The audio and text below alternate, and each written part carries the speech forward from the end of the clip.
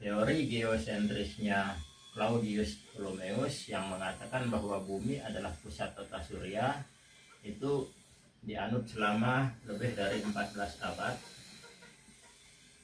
dan didukung oleh filsuf-filsuf Yunani terkenal, misalnya Aristoteles,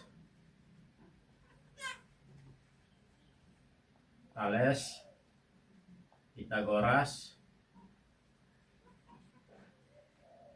Anaximander, Socrates, dan lain-lain. Dan juga teori ini didukung oleh Gereja Katolik Roma.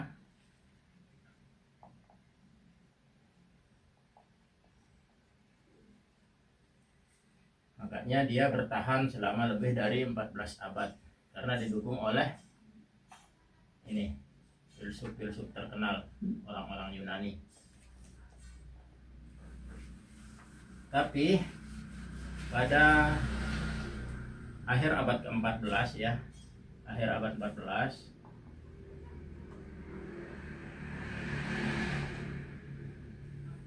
teori ini mulai digeser oleh teori heliosentris miliknya yang dicetuskan dikembangkan oleh Nicolaus Copernicus ya. Teori heliosentris ini mengatakan bahwa bumi itu bukan pusat tata surya, melainkan matahari. Nah, pada awalnya teori ini ditentang oleh Gereja Katolik Roma karena dianggap bertentangan dengan isi atau tafsir-tafsir di dalam Alkitab. Makanya ada orang namanya Guardino Bruno.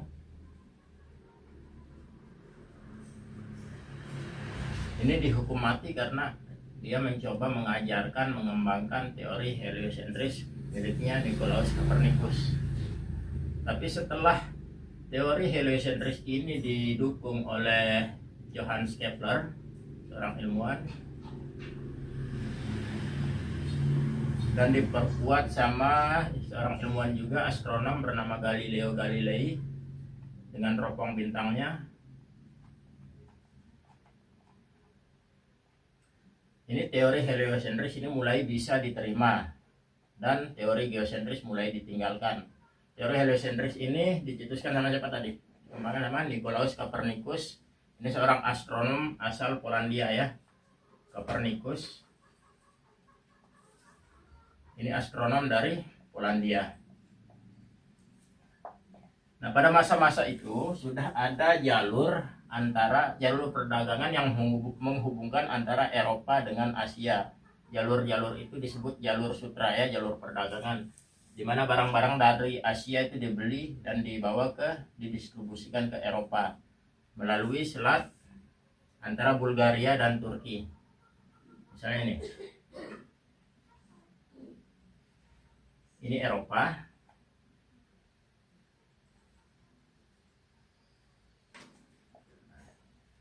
ini Turki, Asia ini Afrika.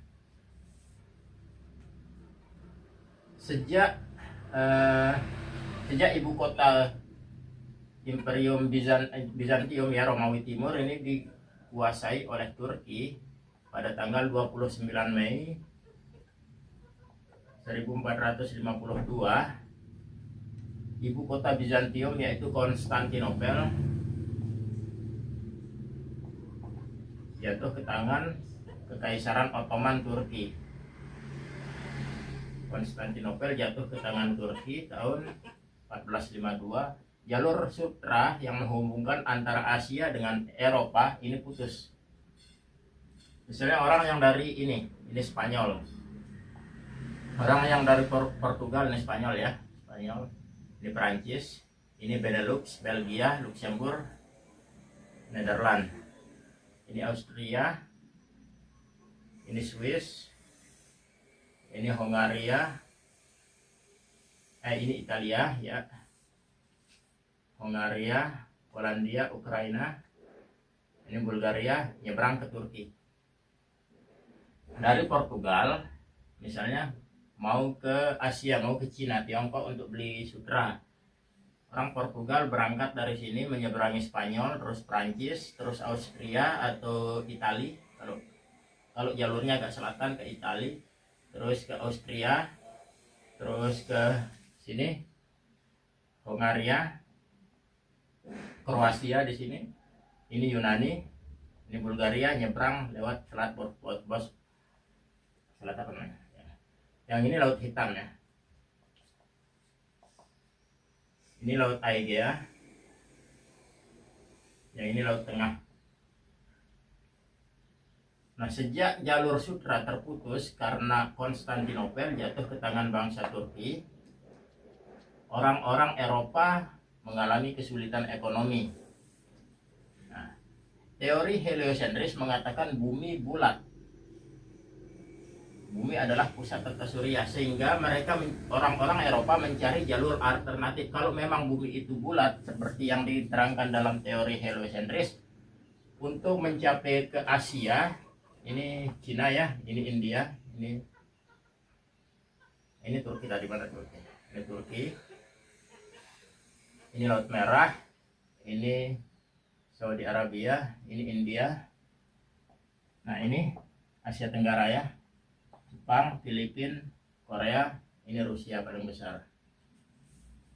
Berdasarkan teori heliosentris, kalau memang bumi itu bulat, berarti jalan untuk menuju ke Asia itu tidak hanya langsung lewat sini kan, tapi pasti bisa lewat laut. Ini Samudra Atlantik, pasti bisa lewat laut.